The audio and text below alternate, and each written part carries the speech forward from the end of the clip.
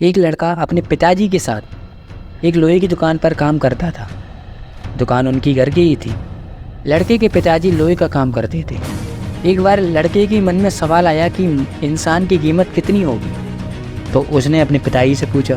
पिता ने अपने बेटे को बड़ी हैरानी से देखा कि इतनी छोटी उम्र में इतना बड़ा सवाल कैसे कर सकता है। पिताजी कुछ नहीं बोले। उन्होंने कहा, जाओ स्टोर रूम में जाओ, एक छोटी सी रॉड पड़ी होगी पुरानी, उसे उठा लाओ।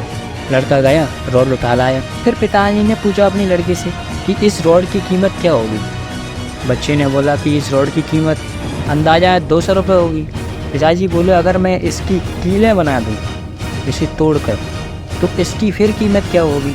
बच्चे ने अंदाज़ा लगाया तो करीब इसकी कीमत पिताजी 1000 रुपये होगी। पिताजी ने लड़के से फिर पूछा कि अगर मैं इस रॉड की घड़ी की सुई बना दूं तो फिर इसकी कीमत क्या होगी। बच्चे ने अपने हिसाब से हिसाब लगाया तो बोला, पिताजी फिर तो इसकी कीमत बहुत ज़्यादा हो जाएगी। फिर पिताजी बोले उसे समझाते हुए, ठीक इसी तरह मनुष्य की कीमत इसमें नहीं है कि अभी वो क्या है, बल्कि इसमें है कि वो अपने आप को क्या बना सकता है। बालक अपने पिता की बात समझ चुका था। मेरे दोस्त, अक्सर हम अपनी सही कीमत आंकने में गलती कर देते हैं।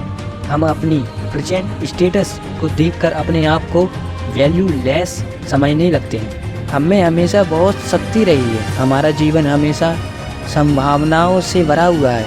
हमारा जीवन में कई बार स्थितियाँ अच्छी नहीं होती, पर इसमें हमारी वैल्यू कम नहीं होती।